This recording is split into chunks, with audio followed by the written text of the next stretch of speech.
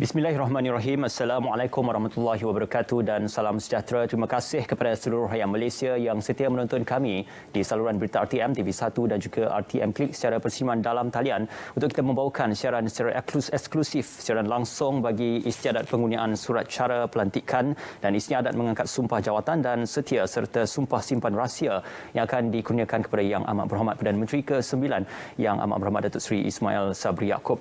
Alhamdulillah, perkongsian pada petang ini kita akan bersua dan juga perkongsian bersama di lokasi di Istana Negara bersama dengan sahabat saya Syaril Sarafuddin untuk membawakan atur cara penuh bagi istiadat penggunaan surat cara pelantikan dan istiadat mengangkat sumpah jawatan dan setia serta sumpah simpan rahsia yang akan dikurniakan kepada Yang Amat Berhormat Perdana Menteri oleh Kebawah Duli Yang Maha Mulia Seri Paduka Baginda Yang di-Pertuan Agong Al-Sultan Abdullah Riayatuddin Al-Mustafa Billah Shah Ibni Almarhum Sultan Haji Ahmad Shah Al-Musta'in Billah di Istana Negara seketika nanti.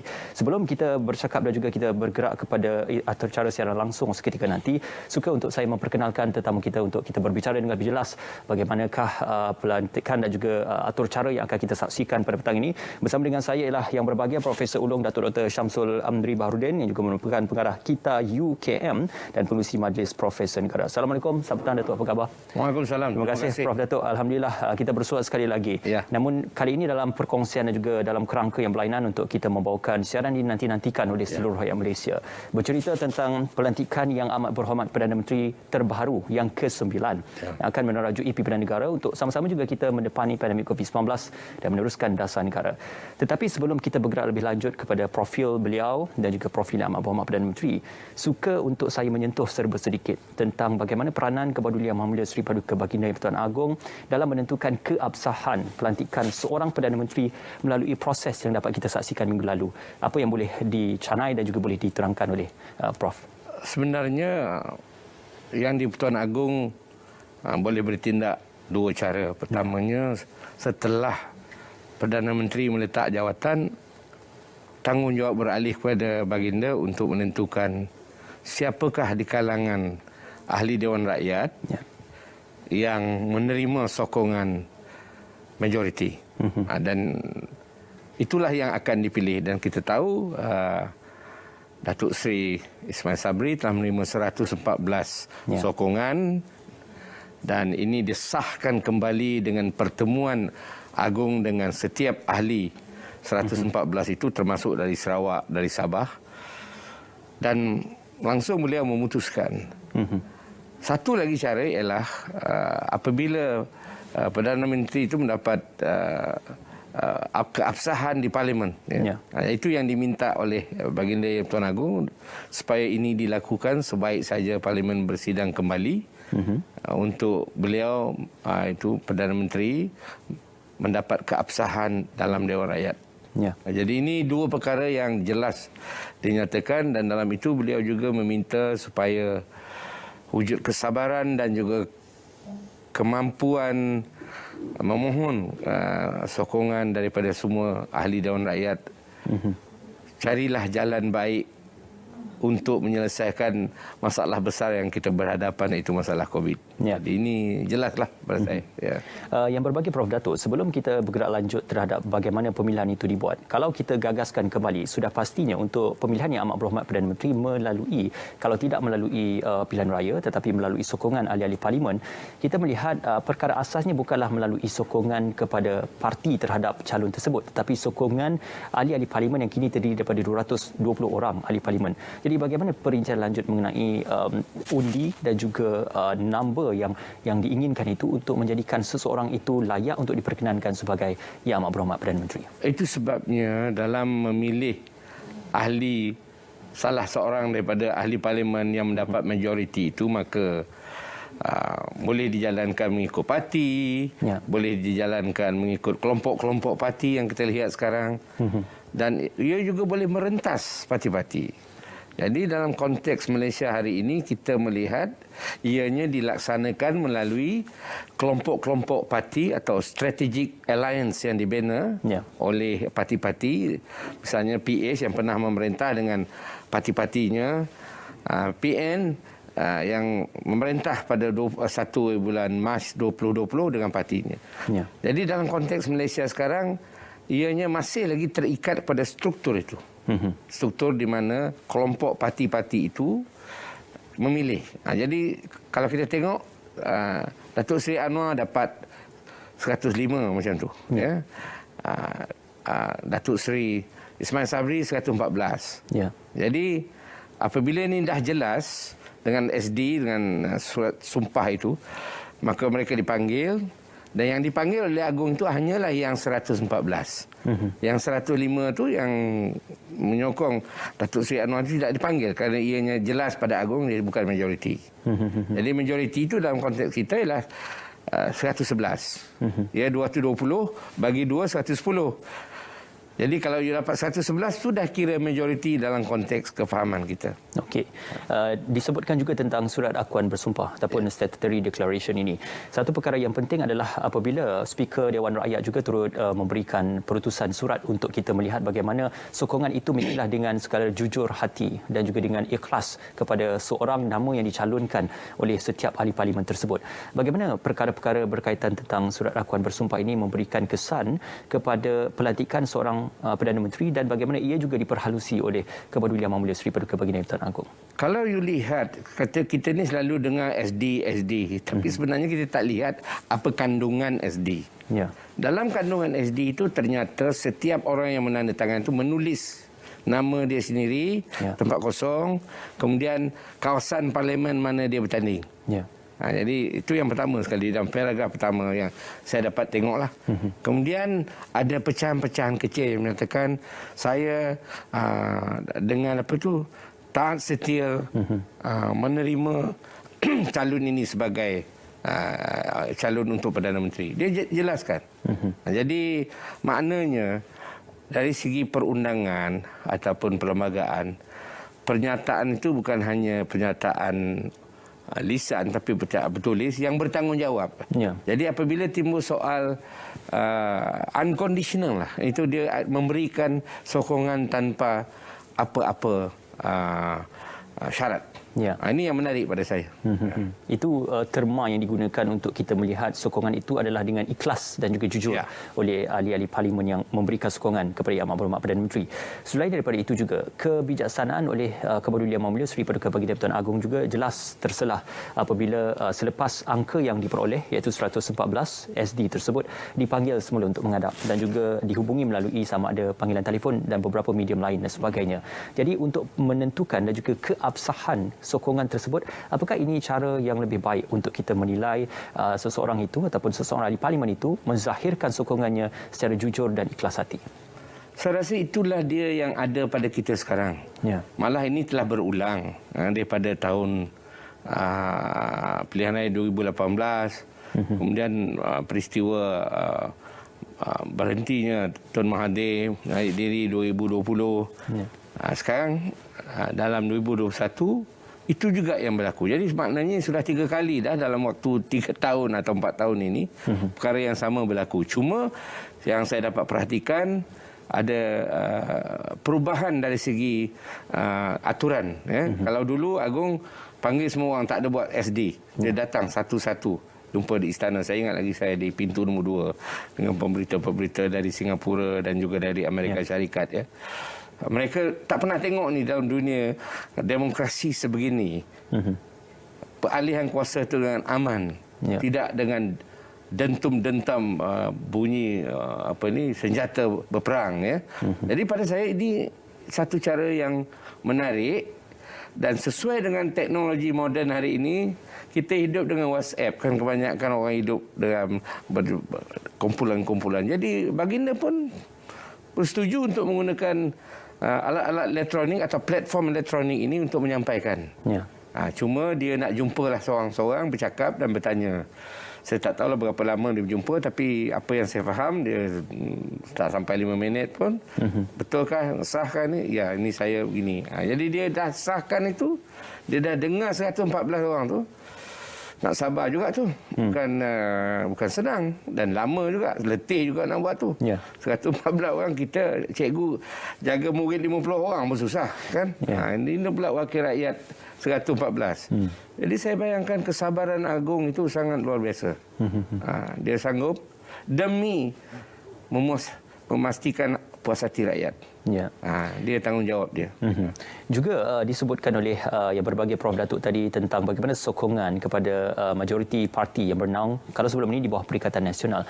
Kini kita melihat UMNO dan PAS di bawah Muafakat Nasional dan sudah pasti kerjasama UMNO dan juga Bersatu juga dalam naungan lembayung Perikatan Nasional. Jadi apakah ini sebagai salah satu usaha untuk menyatu padukan ketiga-tiga parti majoriti Melayu Islam ini dalam perihal kita melihat satu gabungan yang lebih kuat dan juga lebih kukuh pada masa-masa mendatang, Datuk?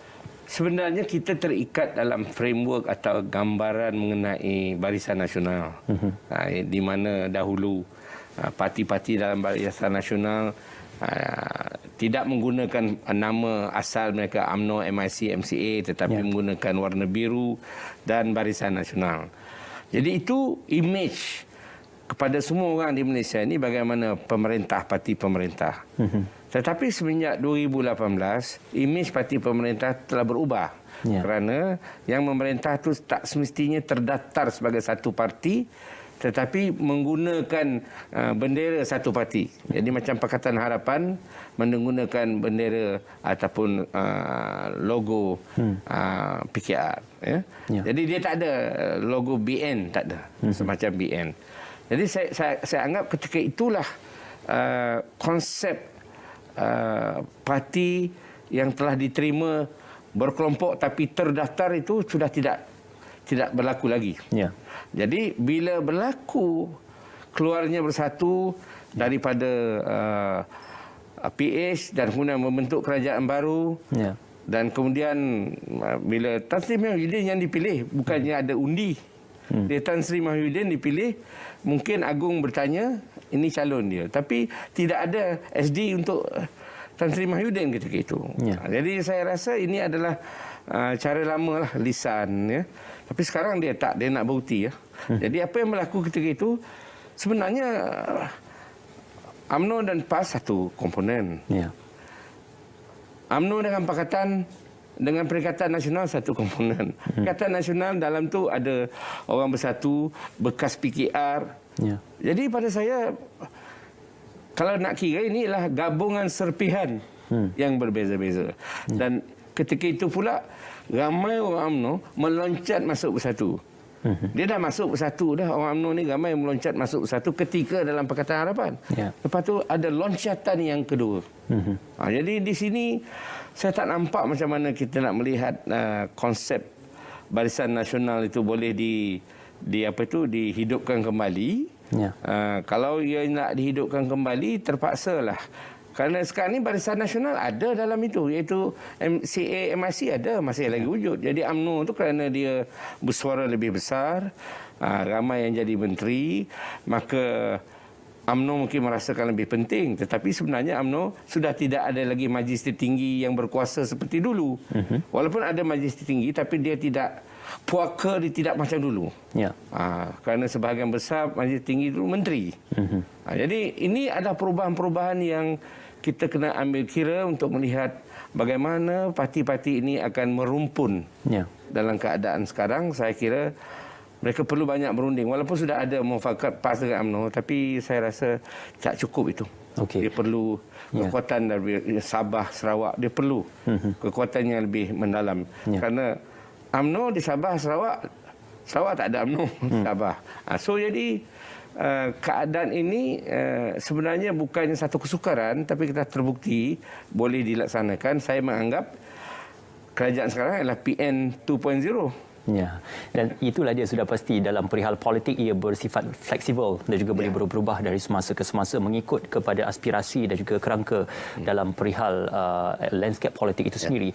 Namun begitu, apabila kita berceritakan tentang perkenan Kebahagiaan Yang Maha Mulia Seri Paduka Baginda Tuan Agong untuk memilih dan juga memperkenankan seorang nama yang akan dipilih sebagai Amat Berhormat Perdana Menteri, fasal yang diambil kira ataupun perkara yang diambil kira dalam Perlembagaan Persekutuan ialah perkara 43 yang disebutkan pada khidmat baginda apabila seseorang calon itu mempunyai majoriti ataupun mempunyai sokongan oleh ahli-ahli parlimen, maka itu akan diperkenankan sebagai Yang Amat Berhormat Perdana Menteri. Bagaimana perkara 43 ini boleh kita fahami dengan lebih jelas, Prof Datuk, berkaitan tentang peranan yang dimainkan oleh Seri Paduka Baginda Tuan Agong dan juga sokongan yang perlu untuk dizahirkan dalam kerangka 43 tersebut? Dulu waktu Tun Mahathir turun dan Mahyudin naik. Ya. Penjelasan itu tidak dalam bentuk SD ni. Tapi bentuk ketua berkelompok dan berunding, Sheraton Move dan sebagainya. Ya. Jadi dalam perundingan antara istana dan Perdana Menteri interim dan sebagainya itu, maka dalam proses itulah timbulnya calon Mahyudin Yassin. Ya. Ketika itu tak ada SD lagi macam sekarang. Tapi sekarang prosedur itu telah lebih diperketat dan dibaiki untuk memastikan bahawa ia benar-benar, kerana runtuhnya kerajaan PN 1.0 itu adalah kerana masih lagi tak absah, tak stabil. Jadi ini yang menimbulkan keinginan yang di Pertuan Agong yang menyatakan perlu ada dipilih dengan cara yang lebih formal dan jelas, tetapi mesti diabsahkan pula dalam parlimen. Jadi dia sudah beri syarat itu untuk membolehkan, untuk mengurangkan lagi syak wasangka bahawa ini adalah komplot. Ini bukan komplot, ini sebenarnya adalah keinginan. Okey. Itu yang nak dielakkan oleh Yang Tuan Agong. Ya, Prof Dato', semalam juga Kebadulian Yang Mulia Seri Paduka Baginda Tuan Agong juga mengadakan perbincangan bersama dengan Sultan-Sultan dalam kalangan Majlis Raja-Raja Melayu. Dalam perihal ini, bagaimanakah perbincangan bersama dengan Majlis Raja-Raja itu membawa merit kepada pelantikan seorang Yang Amat Berhormat Perdana Menteri? Selalunya sejak 2018 dengan Agung sekarang ini, ini saya nak lihat dari segi kajian sosial lah ya. Agung dia ada 3 perkara yang kita amalkan di Malaysia ni yang menyebabkan kita ni berjaya lah dari segi itu. Iaitu we like to bargain, we negotiate and we mediate. Kita berunding, tolak ansur dan juga mediasi ataupun ada orang perantaraan. Saya menganggap yang Tuan Agong sudah menjadi orang perantaraan yang paling penting dalam negara kita. Ya. The most important negotiator and mediator in the country. Not anybody else. Dia telah sampai ke puncak di mana dia terpaksa menjenjeng puncak itu dan memegangnya. Ya. Jadi pada saya ini adalah satu kekuatan baru yang dapat dilihat oleh rakyat. Ya. Dan ada tempat nak mengadu lah. Jadi ini kalau orang kampung kata bila dah mengajuk tak nak mengadu, mana nak mengadu. Jadi yang Tuan Agong rasa saya adalah tempat yang muktamad untuk ramai orang dalam politik ni akan akhirnya mengadu kerana dia ada kuasa itu. Dan memang di tangan dia. Jadi perlembagaan artikel yang saudara sebut itulah dia punca kuasa pada beliau. Ya. Dan saya anggap dengan bijaksana menambah lagi kekuatan beliau itu dengan bertanya kepada the brothers ruler, itu sultan-sultan dan raja lain. Jadi pada saya this consultative manner, sifat perundingan ini memang sifat rakyat Malaysia. Ya. Sifat rakyat Malaysia selalu berunding. Setuju tak bersetuju berunding, setuju bersetuju pun berunding. Ya. Jadi kesepaduan di Malaysia ini terikat kepada I agree to agree, I agree to disagree. Let us negotiate what we disagree. Ini yang kita saksikan. Jadi ini pola yang kita lihat dalam masyarakat kita yang memang kita terima. Jadi pola ini telah diangkat untuk menentukan Perdana Menteri kita. Ya. Ya, disebabkan itu berlanjutan daripada itu juga dengan pengesahan dan juga perkenan untuk ordinan darurat juga, Seri Paduka Baginda Tuan Agong juga turut mendapatkan nasihat daripada Majlis Raja-Raja untuk melihat apakah keboleh laksanaan bagi ordinan darurat yang dilaksanakan dalam beberapa siri sebelum ini. Prof Datuk, kita nak berjadah seketika untuk kita memberikan laluan kepada sahabat kita Syahril Sarafudin. Ada perkembangan yang nak dibawakan di Istana Negara buat seketika ini. Syahril, silakan untuk kita lanjutkan apakah antara yang boleh dikongsikan buat ketika ini, Syahril. Baik, terima kasih Ismail di studio. Assalamualaikum warahmatullahi taala wabarakatuh, tuan-tuan dan puan para penonton semua. Secara langsung kami bawakan dari Istana Negara pada ketika ini, dan keadaan semasa yang saya boleh kongsikan, walaupun istiadat kita akan bawakan secara langsung insya-Allah kira-kira pada jam 2.30 petang ini, iaitu lebih kurang dalam 15 minit saja lagi, tetapi keadaan semasa di Istana Negara pada ketika ini hasil tinjauan dan juga pemantauan saya yang berada di dalam Istana Negara pada ketika ini, keseluruhan diberi kehormat ataupun jemputan-jemputan utama, yang mana senarai rasmi yang saya terima dari pihak Istana Negara adalah lebih kurang seramai 30 orang jemputan secara keseluruhannya telah pun tiba di Istana Negara pada ketika ini. Dan kita sedia maklum, Istana Negara ini terletak pada fasa 1 pelan pemulihan negara, dan bagi membendung penularan COVID-19 dalam Istana Negara, keseluruhan tetamu-tetamu jemputan yang hadir pada hari ini di Istana Negara dikehendaki untuk melakukan ujian saringan COVID-19 menggunakan RT antigen. Dan alhamdulillah sejak 1.30 tengah hari tadi, secara keseluruhannya semua tetamu-tetamu yang hadir pada hari ini telah pun selesai menjalani ujian saringan COVID-19 iaitu RT antigen. Dan pada ketika ini, tetamu-tetamu kehormat yang tiba telah pun berada di Dewan Singgah Sana Kecil yang akan menjadi lokasi utama untuk istiadat pengurniaan surat cara pelantikan dan juga istiadat mengangkat sumpah jawatan dan setia serta sumpah simpan rahsia oleh Yang Amat Berhormat Perdana Menteri Malaysia yang ke-9. Pada ketika ini di Dewan Singgah Sana Kecil sedang dilakukan persiapan akhir bagi memastikan secara keseluruhannya istiadat yang akan berlaku nanti berjalan dengan lancarnya. InsyaAllah pada jam 2.30 petang nanti, Ismail, kita akan sama-sama berikan tumpuan untuk keberangkatan ke bawah Dulia Maha Mulia Seri Paduka Baginda Yang di-Pertuan Agong dan ke bawah Dulia Maha Mulia Seri Paduka Baginda Raja Permaisuri Agong. InsyaAllah bila saya sudah pun mendapat isyarat dari pihak istana, terutama di Dewan Singgah Sana Kecil, kita akan terus bawakan secara langsung untuk tetapan seluruh rakyat Malaysia. Seketika Ismail akan teruskan dengan perbincangan di studio. Terima kasih Syaril Sarafuddin atas perkongsian seberingkas yang dibawakan. InsyaAllah kita menantikan keberangkatan Kebadulian Maha Mulia Seri Paduka Baginda Yang di-Pertuan Agong dan Kebadulian Maha Mulia Seri Paduka Baginda Raja Permaisuri Agong serta ketibaan Yang Amat Berhormat Perdana Menteri Yang Amat Berhormat Datuk Seri Ismail Sabri Yaakob. Prof Datuk, kita menyambung perbincangan dan juga bagaimana kita melanjutkan pengertian berkenaan tentang pemilihan seorang Yang Amat Berhormat Perdana Menteri. Yang Amat Berhormat Datuk Seri Ismail Sabri Yaakob merupakan ahli parlimen yang sebelum ini dalam Kerajaan Perikatan Nasional yang dibentuk di bawah pimpinan Tan Sri Muhyiddin Yassin. Beliau memegang perjawatan sebagai Menteri Kanan Pertahanan dan juga Menteri Kluster Keselamatan, dan juga dalam perihal itu lepas itu juga dilantik sebagai Yang Amat Berhormat Timbalan Perdana Menteri. Perjalanan untuk memimpin sebuah kerajaan persekutuan itu dilihat cukup tepat pada masanya, kerana dalam pandemik COVID-19 ini, maka Yang Amat Berhormat Datuk Seri Ismail Sabri Yaakob merupakan antara orang yang paling tepat untuk memimpin pimpinan negara pada ketika ini. Apa yang boleh digagaskan pandangan Prof Datuk? Sebenarnya dia terlibat dalam politik yang pertamanya yang penting kita perhatikan, kerana dia lulus Universiti Malaya 1983. 85 dia telah mula berkecimpung dalam politik lebih aktif 2 tahun selepas lulus dari Universiti Malaya. Dan di situlah dia kata orang Sembilan bertitih bertatah naiklah sampai jadi wakil rakyat pada 2004. 2004 beliau menang di kawasan Bera dan semenjak itu beliau telah menjadi wakil rakyat di kawasan Bera. Dan dia telah ketika itu Paklah Perdana Menteri. Dia lantik 2004. Kemudian di bawah Datuk Seri Najib.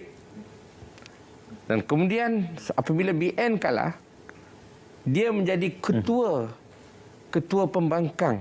Ini luar biasa ni. Ketua pembangkang jadi Perdana Menteri. Ini kalau orang kata dia tak ada keistimewaan pada saya, tak semua. Saya tak pernah dengar lagi ketua pembangkang jadi Perdana Menteri di Malaysia. Tapi dia jadi Perdana Menteri. Kerana apabila kerajaan Tan Sri Mahyudin naik, beliau diangkat di antara 4 Menteri Kanan. Iaitu dia menjaga kluster keselamatan. Ini struktur kementerian. Kerana dia tak ada timbalan Perdana Menteri ketika itu. Jadi dia menjaga bahagian keselamatan. Kluster keselamatan, dia ada lagi beberapa kementerian di bawah beliau dan sejak itulah beliau menjadi selebriti tiap-tiap hari keluar. Saya anggap dia seorang selebriti lah. Rakyat pun melihat dia macam jadi tumpuan. Jadi tumpuan, Dan itu juga Datuk Seri Syamuddin masa MS 370. Jadi kadang-kadang peristiwa-peristiwa besar ini mungkin tak menaikkan ahli politik tapi mendedahkan ahli politik itu kepada pandangan umum yang lebih luas. Yang kita rasakan tak penting mula-mula, tetapi apabila kita fikir kembali, kita kenal orang ini, kita tahu dia, kita kritik dia. Jadi dari segi itulah pengalaman yang luar biasa yang saya anggap menyesuaikan beliau untuk menjadi Perdana Menteri, kerana dia pun walaupun tak sampai setahun jadi timbalan Perdana Menteri, tapi beliau saya rasa boleh menangani dan juga bertanggungjawab. Okey. Ya, Prof Datuk, seketika kita terus saja memberikan tumpuan buat ketika ini yang dinanti-nantikan oleh seluruh rakyat Malaysia. Kita terus saja bersama dengan Syahril Sarafudin di Istana Negara untuk istiadat pengurniaan surat cara pelantikan dan istiadat mengangkat sumpah jawatan dan setia serta sumpah simpan rahsia kepada Yang Amat Berhormat Perdana Menteri. Silakan Syahril.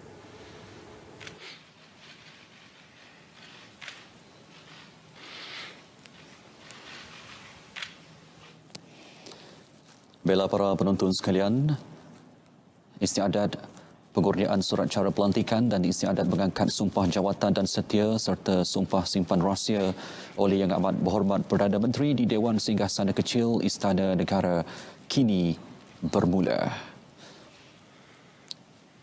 Kita akan sama-sama berikan tumpuan untuk Yang Berbahagia Datuk Paduka Maharaja Lela Istana Negara bagi menghadap dan memohon perkenan ke bawah duli Yang Maha Mulia Tuanku untuk memulakan istiadat.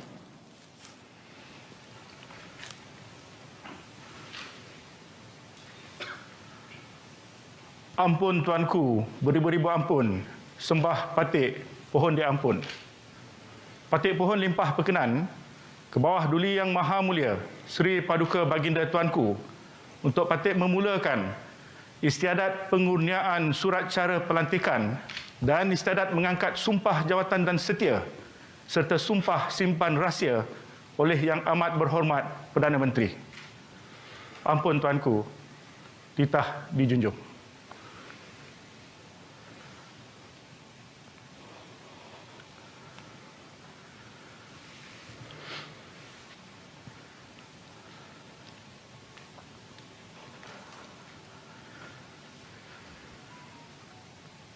Bismillahirrahmanirrahim. Menjunjung titah perkenan ke bawah duli Yang Maha Mulia Seri Paduka Baginda Yang di-Pertuan Agong Al-Sultan Abdullah Riayatuddin Al-Mustafa Billah Shah Ibni Almarhum Sultan Haji Ahmad Shah Al-Musta'in Billah. Maka inilah diisytiharkan bahawa istiadat pengurniaan surat cara pelantikan dan istiadat mengangkat sumpah jawatan dan setia serta sumpah simpan rahsia oleh Yang Amat Berhormat Datuk Seri Ismail Sabri bin Yaakob sebagai Perdana Menteri Malaysia ke-9 dizahirkan sekarang.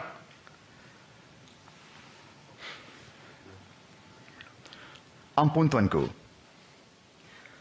Bagi menyempurnakan titah, dipersilakan menghadap Yang Amat Berhormat Datuk Seri Ismail Sabri bin Yaakob, Perdana Menteri Malaysia yang ke-9.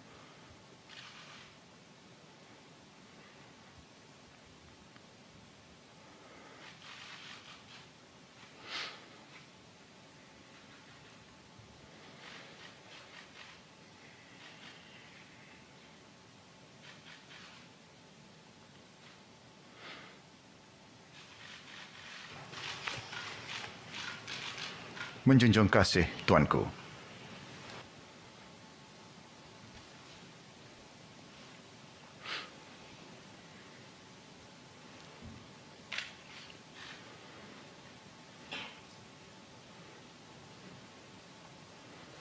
Yang Amat Berhormat Perdana Menteri Malaysia ke-9 Datuk Seri Ismail Sabri Yaakob akan menurunkan tanda tangan ke atas beberapa dokumen penting bagi istiadat pelantikan dan istiadat mengangkat sumpah jawatan dan setia serta sumpah simpan rahsia.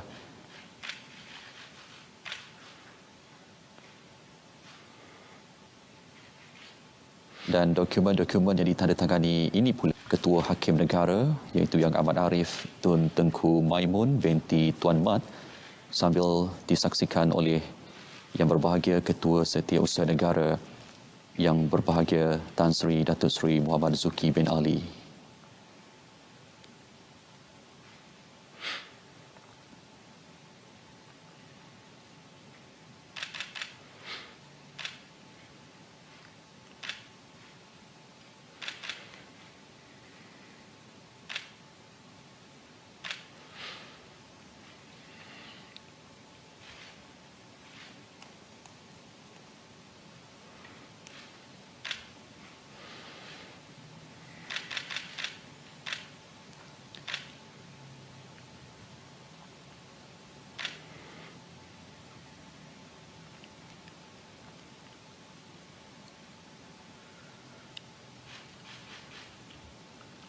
Ampun Tuanku beribu ampun, sembah patik pohon diampun.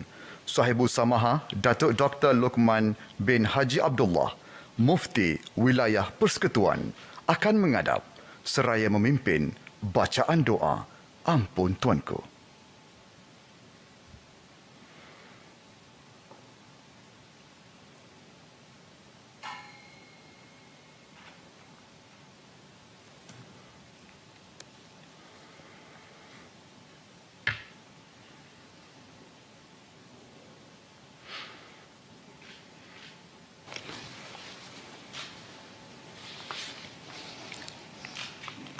Bismillahirrahmanirrahim. Alhamdulillahi rabbil alamin. Hamdan yuwafi ni'amahu wa yukafi'u mazidah. Ya Rabbana lakal hamdu kama yanbaghi li jalali wajhikal karim wa 'azimi sultanik. Allahumma salli wa sallim ala sayyidina Muhammad wa ala alihi wa sahbihi ajma'in. Allahumma ya mujibas sa'ilin wa ya arhamar rahimin. Ya Allah, ya Tuhan kami yang Maha Pemurah lagi Maha Penyayang, kami sekalian hamba-Mu berhimpun di Dewan yang mulia pada petang ini.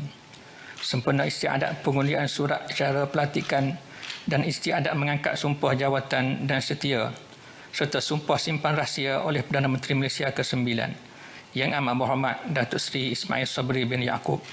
Memohon rahmat dan hidayat-Mu, semoga diberikan cahaya petunjuk kepada kehidupan kami.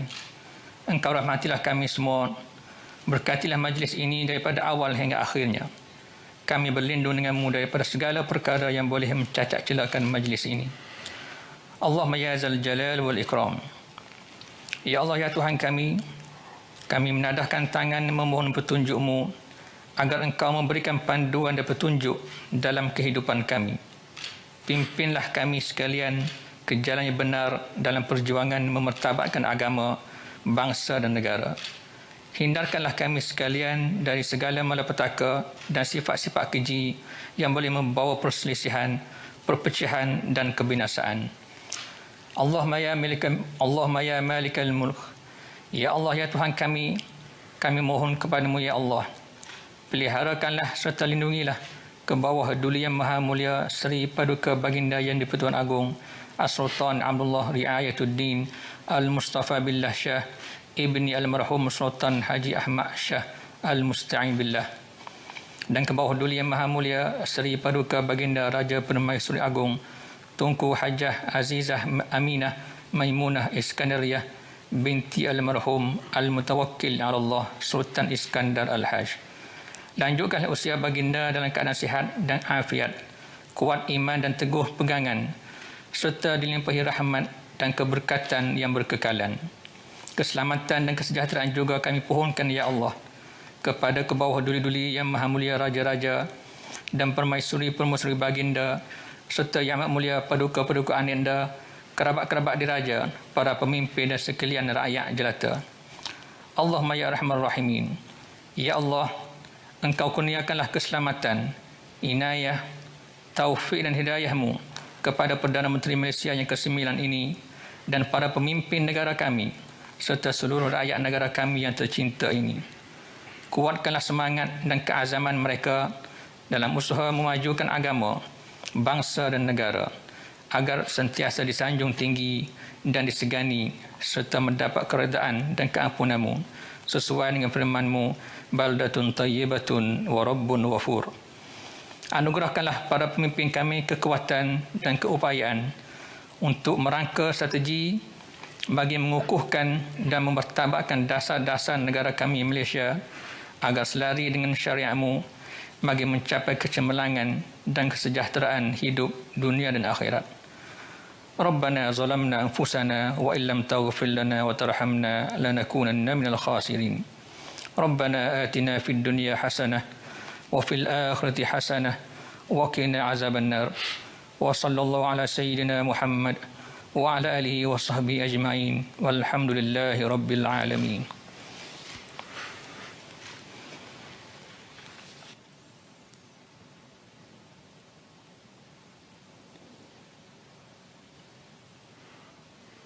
Demikian bacaan doa yang disampaikan oleh Mufti Wilayah Persekutuan Sahibus Samahah Datuk Dr. Luqman bin Haji Abdullah.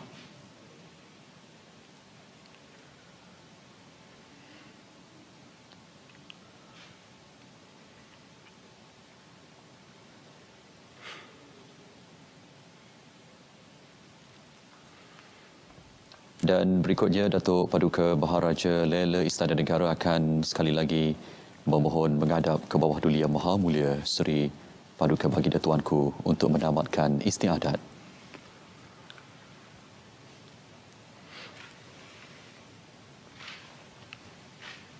Ampun Tuanku, beribu-ribu ampun, sembah patik pohon diampun. Patik pohon limpah perkenan ke bawah duli Yang Maha Mulia Seri Paduka Baginda Tuanku untuk patik menyembah maklum bahawa dengan izin Allah Subhanahu wa Ta'ala serta riayahnya dan dengan berkat daulat Tuanku jua, maka istiadat pengurniaan surat cara pelantikan dan istiadat mengangkat sumpah jawatan dan setia serta sumpah simpan rahsia oleh Yang Amat Berhormat Perdana Menteri Malaysia ke-9 telah pun selamat disempurnakan. Ampun Tuanku, menjunjung kasih Tuanku.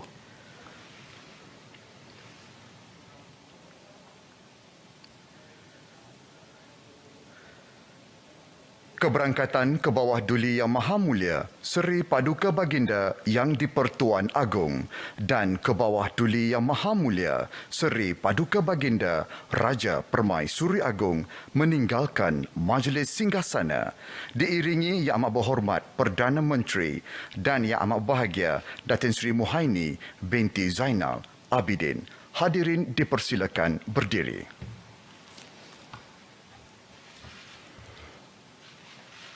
Bela para penonton semua, dengan keberangkatan ke bawah duli Yang Maha Mulia Seri Paduka Baginda Yang di-Pertuan Agong dan ke bawah duli Yang Maha Mulia Seri Paduka Baginda Raja Permaisuri Agong, maka istiadat pengurniaan surat cara pelantikan dan istiadat mengangkat sumpah jawatan dan setia serta sumpah simpan rahsia oleh Yang Amat Berhormat Perdana Menteri di Dewan Singgasana Kecil di Istana Negara ini telah pun selesai diadakan.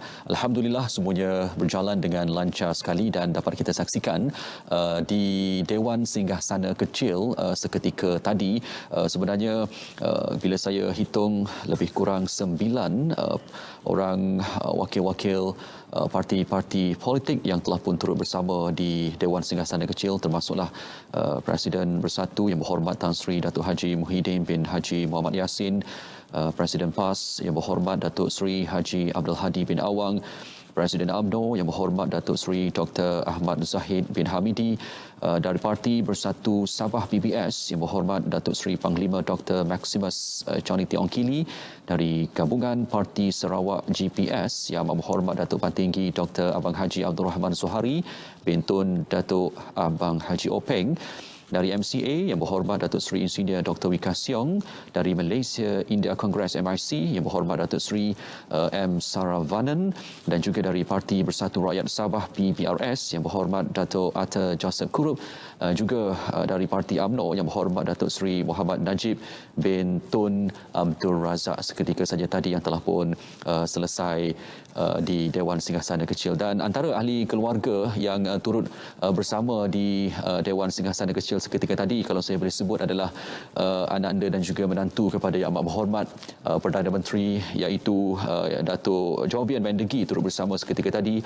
Yang berbahagia Datin Nina Sabrina, Encik Gaddafi, Encik Nashrik, Puan Aiman Syahirah dan juga Encik Iqbal bin Ismail Sabri, yang itulah di antara ahli keluarga yang turut bersama seketika tadi. Dan tuan-tuan dan puan, selepas selesai istiadat di Dewan Singgasana Kecil, Yang Amat Berhormat Perdana Menteri dan jemputan-jemputan yang berada di Dewan Singgasana Kecil seketika tadi akan diadakan sesi bergambar bersama dengan ke bawah duli Yang Maha Mulia Seri Paduka Baginda Tuanku berdua. Dan selepas itu saya dimaklumkan oleh pihak Istana Negara akan adanya satu sesi menghadap di antara ke bawah duli Yang Maha Mulia Seri Paduka Baginda Tuanku berdua bersama dengan pimpinan dan juga tetamu-tetamu jemputan yang hadir pada hari ini. Dan sesi mengadap ini akan dilakukan di Dewan Seri Maharaja sejurus selepas selesai sesi bergambar di Istana Negara. Dan insya-Allah kita doakan semuanya berjalan lancar, dan saya mewakili tim RTM di Istana Negara ini mengucapkan ribuan terima kasih di atas tontonan anda. Dan siaran ini tidak berakhir di sini, tuan-tuan dan puan-puan. Selepas ini rakan saya Ismail Adnan ada banyak lagi perkongsian di studio, tapi sebelum itu jom kita sama-sama saksikan antara bingkisan istimewa yang kami laksanakan untuk Yang Amat Berhormat Perdana Menteri Malaysia yang ke-9.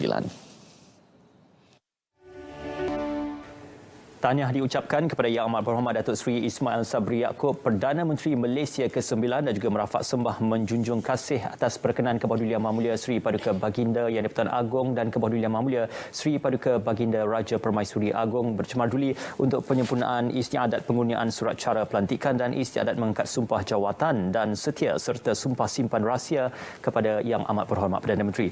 Masih lagi bersama dengan Prof. Datuk Dr. Syamsul Amri, kita bercakap lebih lanjut tentang ketika tadi istiadat yang juga turut disaksikan dan juga turut dihadiri oleh ketua-ketua parti, dan juga untuk menandatangani surat sumpah jawatan tersebut juga turut disaksikan oleh yang berbagai ketua setiausaha negara dan juga Yang Amat Arif, Ketua Hakim.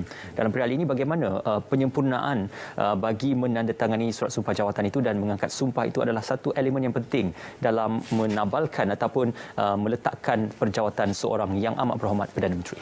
Sebenarnya dalam perlembagaan ada dinyatakan dengan jelas apakah protokol untuk mengangkat sumpah. Ya. Bukan hanya daripada yang di Pertuan Agong, timbalannya yang di Pertuan Agong, Gubernur dan Sultan-Sultan, dan juga Menteri Besar, ahli-ahli Dewan Rakyat, sampailah ke yang terkecil sekali, yang Exco. Ya. Jadi saya rasa ini adalah prosedur atau protokol yang saya kira semacam kontrak lah, pengikat janji, ya. Aku janji dan sebagainya yang perlu dilakukan. Kalau di luar negeri tu saya tengok dia angkat macam ni, angkat sumpah dengan Bible satu, dan dia menyatakan tak setianya, ya. Kita telah mengubahnya sesuai dengan keperluan kita, di mana kita dengan doa kita bersama-sama menyatakan ketaksetiaan, nak jaga rahsia, ini semua penting, ya. Maklumat-maklumat yang penting.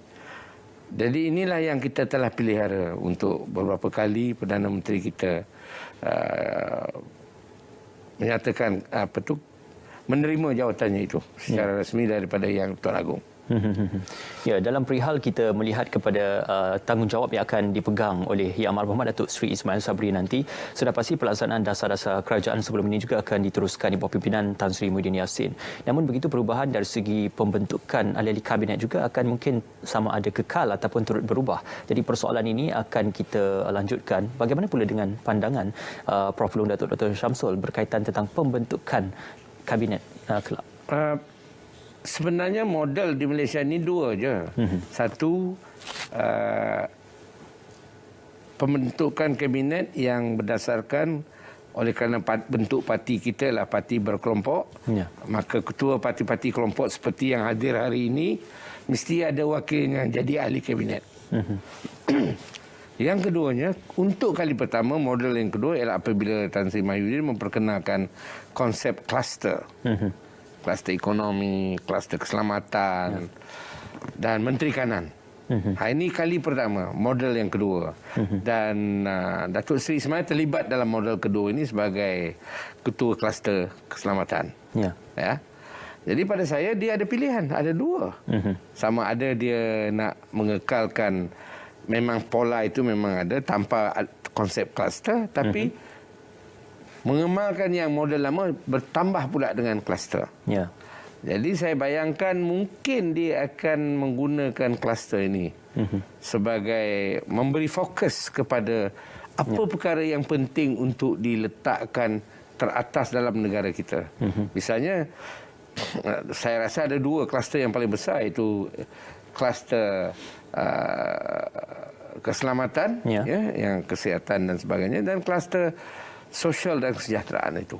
Di mana kita dapat lihat dua inilah yang akan mengangkat ekonomi dan juga memulihkan keadaan kesihatan negara. Ya, insya-Allah kita akan sama-sama nantikan bagaimanakah pembentukan bagi ahli-ahli ataupun jemaah kabinet nanti akan dibentuk oleh Yang Amat Berhormat Perdana Menteri ke-9 Yang Amat Berhormat Datuk Seri Ismail Sabri Yaakob. Prof, Datuk Doktor, kita nak berjeda seketika untuk kita menyaksikan penzahiran ucapan tahniah kepada Yang Amat Berhormat Perdana Menteri Yang Amat Berhormat Datuk Seri Ismail Sabri Yaakob seketika. Abdullah menzahirkan harapan agar pelantikan Perdana Menteri baharu dapat segera mengakhiri kemelut politik yang melanda negara ketika ini. Baginda bertitah ke semua ahli Dewan Rakyat perlu mengetepikan agenda politik dengan bersatu hati menangani pandemik COVID-19 demi kepentingan rakyat dan negara. Ahli-ahli Dewan Rakyat turut diingatkan supaya mempamerkan solidariti dengan memberikan keutamaan, komitmen tinggi dan perkhidmatan terbaik kepada rakyat.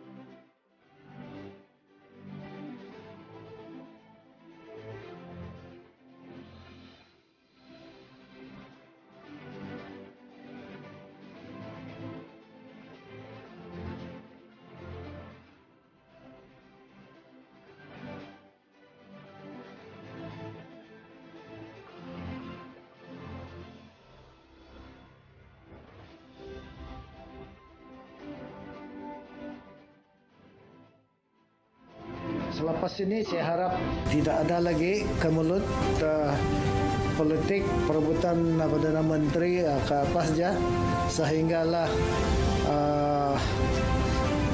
Parlimen ini dibubar untuk diserahkan kepada rakyat, dan rakyatlah yang akan menentukan segala-galanya di dalam pilihan yang akan datang ini. Ya, itu dia sedikit penzahiran ucapan tahniah kepada Yang Amat Berhormat Perdana Menteri ke-9. Masih lagi bersama dengan Prof. Datuk Dr. Syamsul Amri. Ini seketika kita bercakap lebih lanjut tentang pengalaman oleh Yang Amat Berhormat Datuk Seri Ismail Sabri juga bukanlah sedikit dalam arena politik maupun pentadbiran juga pimpinan negara. Namun begitu, bagaimana terjemahan pengalaman ini boleh diterjemahkan dan juga ditamsilkan dalam perjawatan seorang Perdana Menteri, Prof? Sebenarnya personaliti sepribadinya adalah asas kepada kepimpinan beliau. Ya. Dan dari segi ini saya melihat watak beliau ini dia tidak menonjol diri. Ini kelebihan dia. Pada saya itu kelebihan, bukan kekurangan. Kerana dengan tidak menonjolkan diri dalam politik, you cannot be antagonistic. Tidak boleh menunjukkan yang digarang dan sebagainya. Kuat berpidato, ya kuat suara, tapi tak boleh menjalankan tugas. Jadi pada saya, beliau mempunyai seorang yang kesabaran, rasa saya, yang berguna dan bermanfaat pada pimpinan beliau. Maka selepas ini mungkin akan wujudnya perjawatan Yang Amat Berhormat Timbalan Perdana Menteri maupun Menteri Kanan ataupun perjawatan untuk beberapa gagasan jawatan ahli-ahli kabinet yang lain. Jadi dalam perihal ini, bagaimana pembahagian ini juga akan turut diberikan satu perancangan yang strategik oleh Yang Amat Berhormat Perdana Menteri untuk melihat kesesuaian dan juga rasionalnya di sebalik pemilihan individu dalam perjawatan tersebut. Pada saya, kalau tidak silap dulu Tun Mahathir pilih semua yang ketua parti-parti komponen Menteri Kanan dulu. Tapi dia tak sebut Menteri Kanan, tapi mereka ini adalah jawatan yang kena keuangan, dan pertahanan. Beliau mungkin juga memikirkan hal-hal seperti itu, dan mungkin ada satu atau dua kluster saja, tidak 3-4 kluster. Dan saya rasa dia akan mengurangkan bilangan timbalan menteri.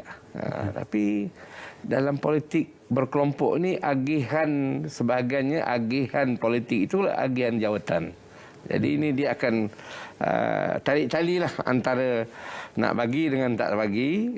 Kalau nak bagi semua, jadi satu kabinet yang besar, dah jadi penyakit lama. Jadi orang timbulkan soal ini. Kalau tak bagi, dia ada implikasi lain. Jadi ini saya rasa dia, kalau Tun Mahathir dulu dia ada Council of Eminent Person untuk memberikan dia arah. Tak tahulah kalau dia hendak mewujudkan satu Council of Eminent Person yang sebenarnya secara terbuka menjadi penasihat beliau. Ini juga satu cadangan yang saya kira harus dipertimbangkan. Di samping mengekalkan Kementerian Perpaduan Negara, kerana pada saya kementerian itulah yang banyak berjasa dalam semasa Tan Sri Mahyudin dulu. Itu semua bergantung kepada pemilihan dan juga kebijaksanaan yang akan diterjemahkan oleh Amat Berhormat Perdana Menteri. Namun begitu, selepas kita melihat istiadat penggunaan surat cara pelantikan dan istiadat mengangkat sumpah jawatan ini, sudah pasti ramai rakyat Malaysia akan menunggukan untuk persidangan Dewan Rakyat nanti akan dibuka semula. Jadi apakah perkara itu juga akan memberikan dampak dan juga impak kepada keabsahan mahupun pendurusan pimpinan kerajaan buat ketika ini? Yang paling penting apa ucapan dia. Ucapan pertama dia sebagai Perdana Menteri. Itu akan menjadi signal atau simbol dan juga orang ramai akan mendengar itu. Saya ingat lagi saya mendengar sambil di satu studio stesen TV mendengar ucapan Tan Sri Mahyudin. Selepas tu saya kena komen. Pada saya ketika itulah saya dapat lihat bahawa Tan Sri Mahyudin itu apa watak dan kepentingan yang diangkatnya. Orang ramai, ucapannya mudah difaham. Jadi ini semua penting untuk berkomunikasi langsung dengan rakyat. Itu sebabnya orang tengok bahawa Tan Sri Mahyudin itu banyak buat ucapan. Tapi ucapannya mudah nak difaham. Jadi ini mungkin satu strategi yang diangkat kembali, wallahualam, tapi pada saya satu strategi yang baik, bercakap, conversing with the public. Itu bukan senang tu, kerana bahasa Melayu tu kadang-kadang susah juga. Orang kata bahasa saya ni selalu susah nak difaham, bahasa ilmu. Tapi pada saya ahli politik, kalau dapat bercakap dengan rakyat, itulah perkara yang penting sekali. Jadi saya nak tunggu itu. Dan bila kita tahu itu, jadi kita boleh agak apa yang akan berlaku di Parlimen. Kerana reaksi parti pembangkang itu akan timbul daripada apa yang diucapkan. Tiap baris yang dia katakan itu akan dikomen atau ada jawapan. Itu kita sudah boleh jangka. Tapi apapun, itulah yang berlaku dalam politik ataupun sistem pentadbiran negara. Cumanya apabila pelantikan Yang Amat Berhormat Perdana Menteri ini, sudah pasti ia mendapat reaksi antarabangsa untuk menantikan bagaimanakah hala tuju yang akan dibawa dan juga hubungan Yang Amat Berhormat Perdana Menteri dengan pemimpin-pemimpin negara-negara dunia yang lain. Jadi bagaimana Prof Datuk melihat ini juga satu perkara yang penting untuk melihat kepribadian beliau juga diterjemahkan dengan hubungan baik dan juga hubungan diplomasi bersama pemimpin negara yang lain. Prof Datuk. Kalau saya lihat dari segi pengalaman beliau, dibandingkan dengan Tan Sri Mahyudin, dibandingkan dengan Datuk Seri Najib, dibanding dengan Tun Mahathir, dia perlu lagi mengangkat networking dia. Itu kalau dalam bahasa seharian kita ni, networking, jaringan dia itu. Jaringan pribadi dia. Jaringan politik itu memanglah automatik Kementerian Luar Negeri akan melaksanakan tugas itu. Tetapi jaringan pribadi dia. Apakah dia akan berjumpa dengan Jokowi dulu atau Perdana Menteri Thailand? Jadi ini saya rasa ASEAN itu dulu. Kalau kita lihat Malaysia ini, Singapura yang pertama sekali dia akan dipentingkan. Kemudian mungkin United Kingdom, mungkin juga Amerika Syarikat. Jadi ini atau negara-negara Arab terpulang. Jadi pada saya dia mesti membina personal networking yang dia saya rasa masih perlu ditambah berlipat ganda.